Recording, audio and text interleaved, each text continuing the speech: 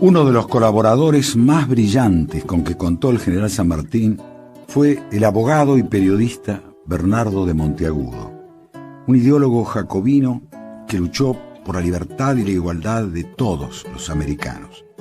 Un 13 de enero de 1812 se inauguraría la Sociedad Literaria de Buenos Aires, presidida por el doctor Bernardo de Monteagudo. Tardaría un tiempo para que empezaran a aparecer las publicaciones de 1812, que esta sociedad literaria sería el antecedente de Largos de Buenos Aires, un periódico que fue fundado por el inmigrante inglés Santiago Wilde y comenzaría a salir el 12 de mayo de 1821.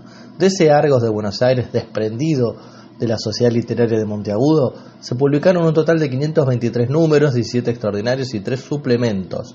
El último número fue el 3 de diciembre de 1825. Pero para rememorar la Sociedad Literaria de Buenos Aires, hablemos un poco de la historia de Bernardo de Monteagudo.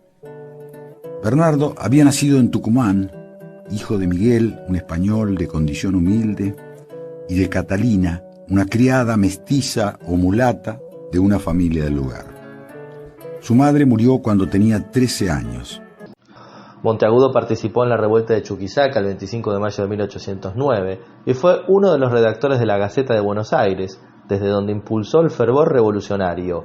Fue colaborador de Juan José Castelli, de José de San Martín y de Simón Bolívar. Recomendado por un sacerdote amigo de su padre, Monteagudo ingresó en la Universidad de Chuquisaca, donde se graduó en leyes en el año 1808 y comenzó a ejercer como defensor de pobres. Ese mismo año, al conocerse la invasión francesa de Napoleón Bonaparte a España, Monteagudo escribió una obra titulada Diálogo entre Atahualpa y Fernando VII. El escrito de Monteagudo circuló de manera clandestina y fue uno de los que inspiraron las sublevaciones independentistas de Chuquisaca, La Paz y Buenos Aires. Era un joven talentoso, elocuente, apuesto, elegante, de pelo negro y lacio, de tez morena, que tuvo fama de seductor entre las mujeres y vivió numerosos amoríos en su corta vida. Años más tarde, Monteagudo se incorporaría como teniente de artillería del ejército revolucionario dirigido por Juan Antonio Álvarez de Arenales.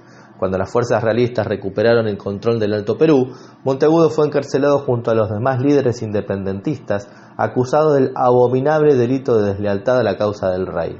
A fines de 1809, luego de fugarse de la cárcel de Chuquisaca, se dirigió a Potosí y se incorporó como auditor del Ejército del Norte de las Provincias Unidas del Río de la Plata, que al mando de Juan José Castelli habían tomado esa ciudad luego del triunfo de la batalla de Suipacha. A lo largo de su juventud tuvo que soportar no pocas humillaciones por su origen oscuro.